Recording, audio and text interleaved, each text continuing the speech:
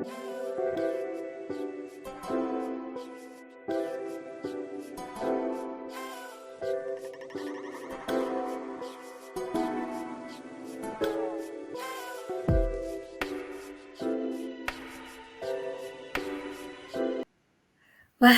hello, and happy Saturday. Thank you so much for joining me today. My name is Renika Hamilton. I am the self care vlogger here. Welcome to my channel. I refer to myself as Coach Renika, sometimes Seashell. So, welcome. Thank you so much for joining. Today, I thought I'd talk a little bit about a topic that's very near and dear to my heart, a topic that I have talked to so many people about in my life who say I should be sharing this type of information with somebody, with other people, so that they can understand and maybe relate to what I have to say and maybe, give some thought and change the way they think about some things. And so today I'm going to be talking about how important it is to meet people where they are, whoever they are, and how it is our responsibility to do that on this earth. So, if you like this type of information or you like what you hear today, feel free to become a subscriber on my channel and share the message. Comment, let me know what you think.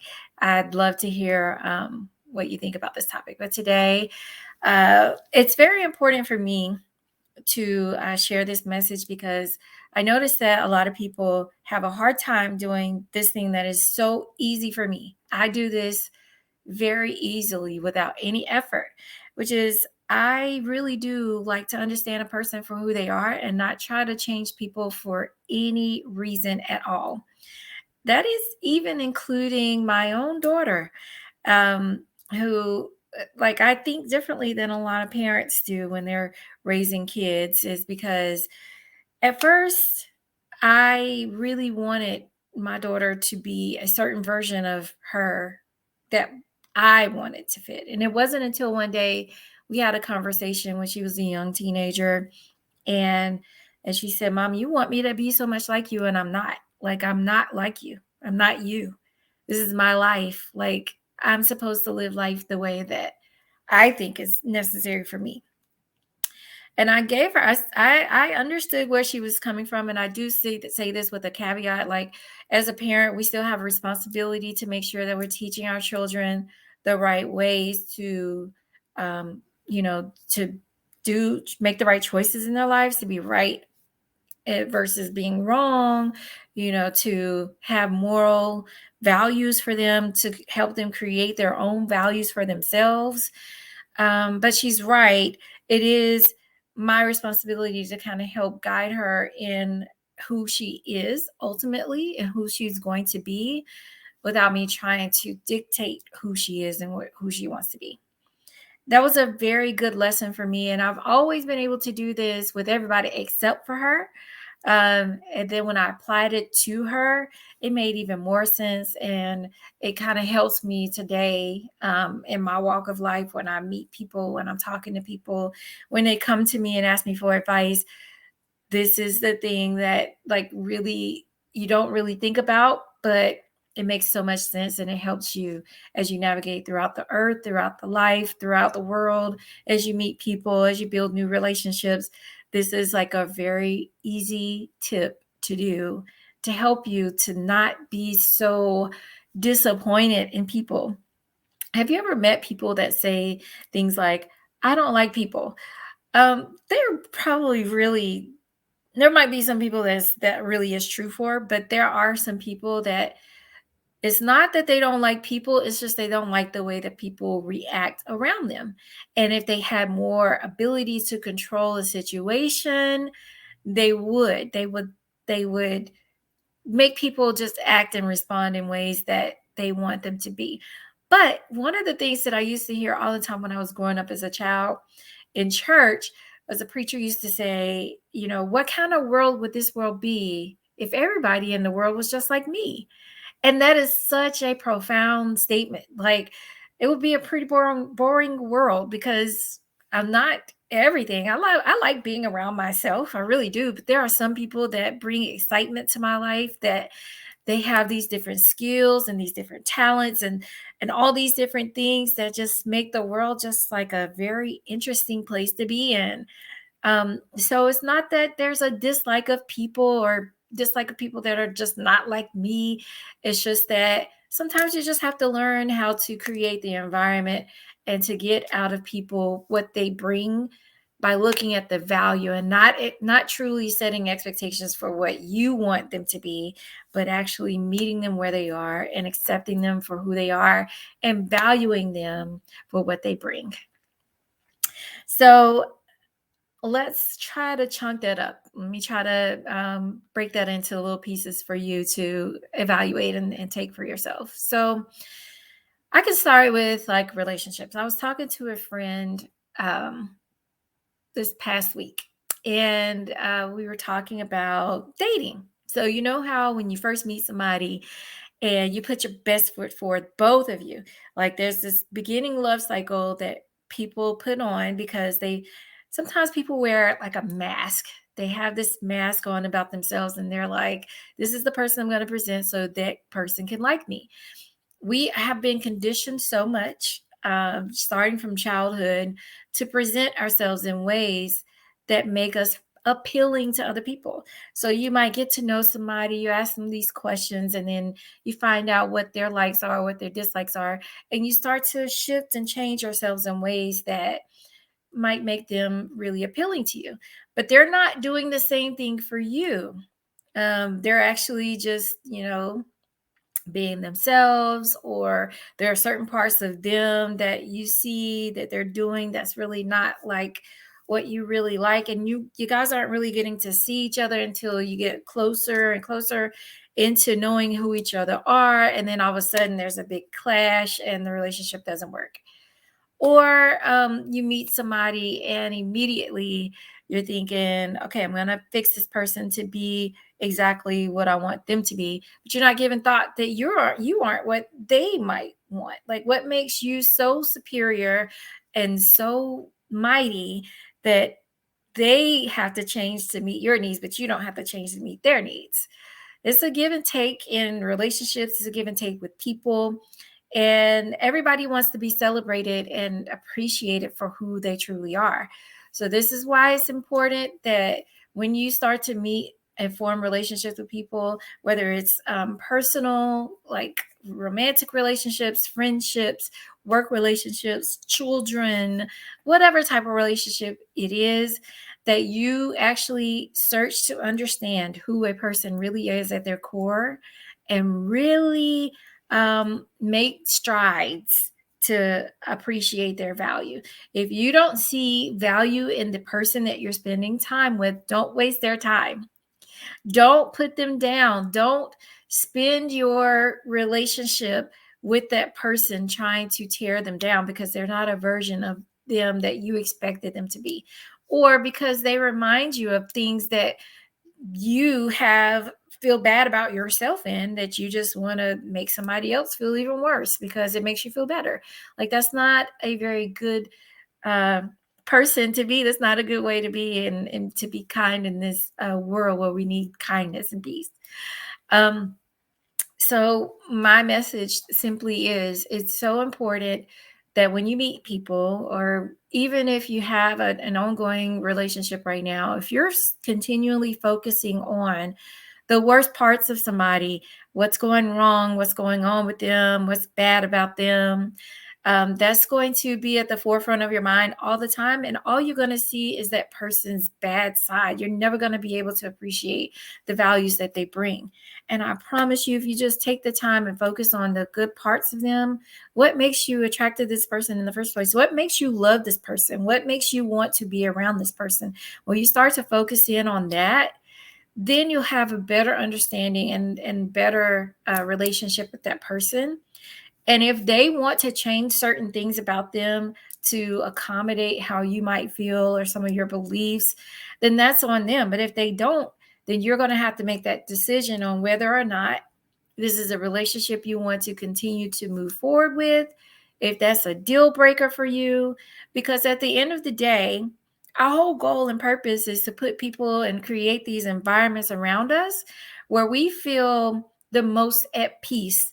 Nobody wants to have people around them that makes them feel awful. Every time you get up, you're like, I don't want to talk to this person. I don't want to be around this person. I don't want to interact with these people.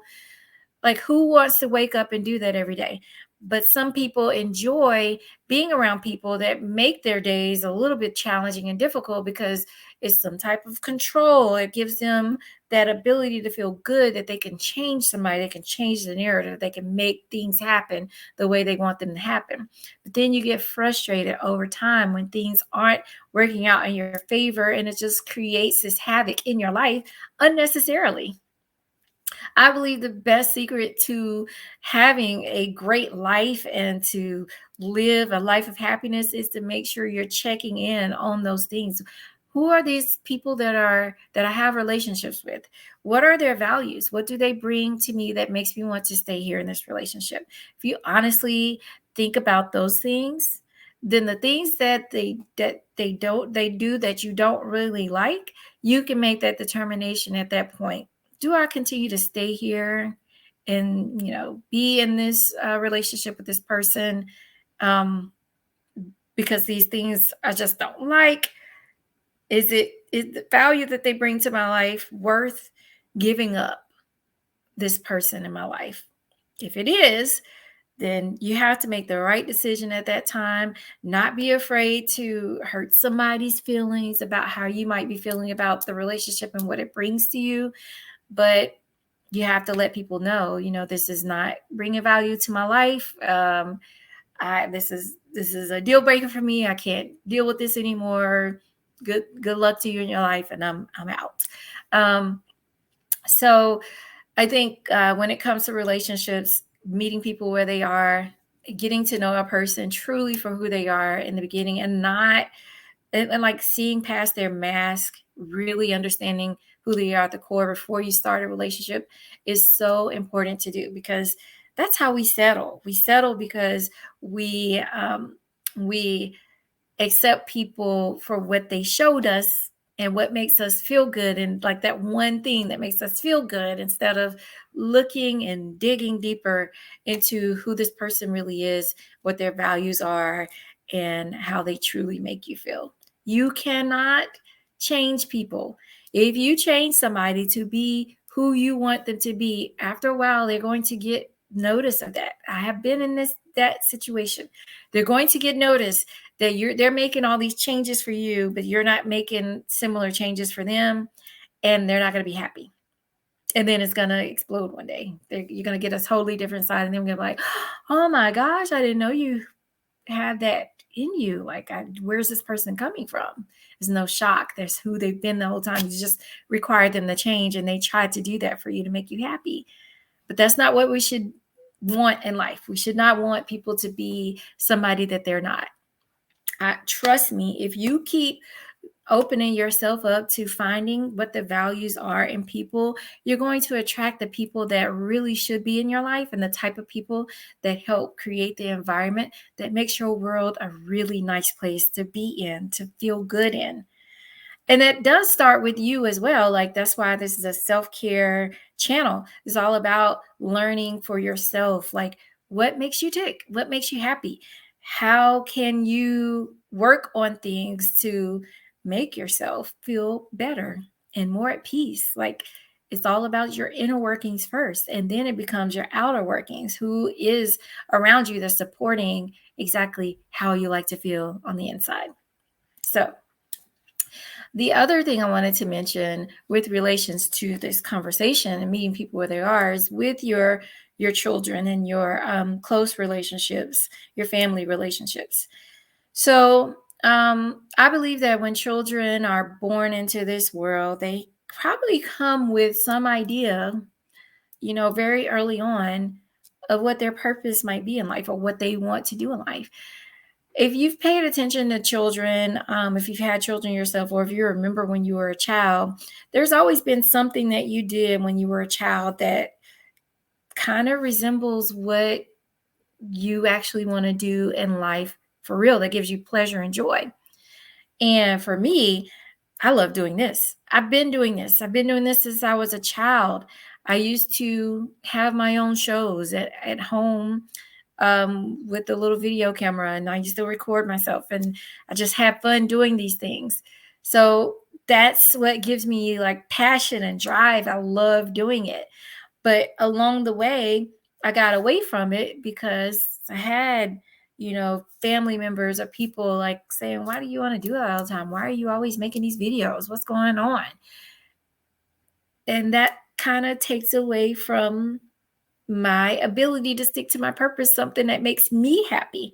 They don't know that. They're just questioning why I want to do something that they don't want to do. Just because I'm doing something that they don't want to do, it doesn't mean anything. Like, who are you to come and tell me what I should be doing in my life? You should be probably focusing on what you should be doing in your life, not what I'm doing. And so when you have kids, it's so important to look at what their talents are, what they love doing as a child and just like watch that and help nurture it and help them grow, help them to stay in doing things that make them truly happy. And if it's something that doesn't make you happy, what does that have to do anything with anything? If they're going to be doing all this stuff just to please you in the long run, at the end of the day, at the end of their life, they're going to regret it. They're going to maybe despise you for pushing them in ways that they didn't really want to go. And sometimes it might work out for people, but they're still unhappy. They're still not really satisfied in life. I think that's why people go through midlife crisis. It's because they started off doing something to please their parents, to do something that they felt like society really wanted them to do, stepping away from something that they really felt within their heart they wanted to do, but just didn't know how to go on and do that thing. And then all of a sudden, they hit midlife and their life is almost over, and they're like, oh my gosh, I just want to be happy. I want to do something that makes me happy. And they start doing these things that you're like, where is this person coming from? Why are they doing this? It's because they've been suppressing that joy, that suppressing that talent, suppressing that purpose that they've always had since they were a child, that just was taken away from them because they had to meet expectations of society or their parents.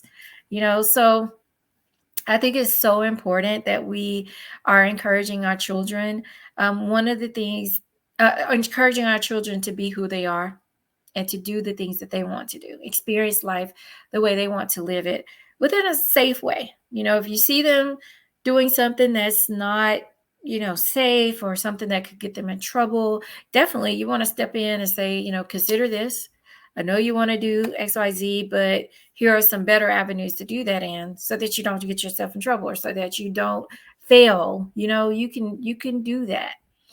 One of the things that gives me this example is when my daughter didn't want to go to college. She just opened up the door. But anyway, she didn't want to go to college. And that was something that was really hurtful to me, because I wanted her to go to college. I wanted her to have the same experiences that I did when I went to college. And that's not something that she wanted to do. So I just had to learn how to support her in what it is that is important to her. And that's what I want everybody to learn how to do, is to be supportive of their kids. Help them to live life and enjoy what it is that they want to do within reason, safely. If they don't want to go to college, find out the reason why, ask them questions, figure out what it is that they do want to do, and then help them to be in that same success that they can be in whatever it is that they truly desire to be. And then when you think about this from a work perspective, building relationships at work and having that foundation of these different relationships with people at work, meeting people where they are, people love to be recognized and celebrated for who they are and what they bring to the table in any role that they do. And so it's so important that when you're part of a team, everybody that's part of a team isn't meant to be the same exact way. There's a certain thing in jobs now that's called diversity, where you respect people's differences. And because people are different, you can create so many wonderful products and services and processes, and things can be accomplished when you have these different ways of thinking about how to resolve a particular problem. So just because somebody doesn't think on the same level that you think on, or they're not doing things the way that you want them to be done, doesn't mean that they don't add value to what the team could need or bring to getting that situation taken care of. So it's so important to look at people for what their strong strengths are. Now, there are positions or situations where people are part of a team and maybe they're just not bringing any value at all. And it's okay to recognize that and help them move on to a different area, or you might have to do some type of performance improvement.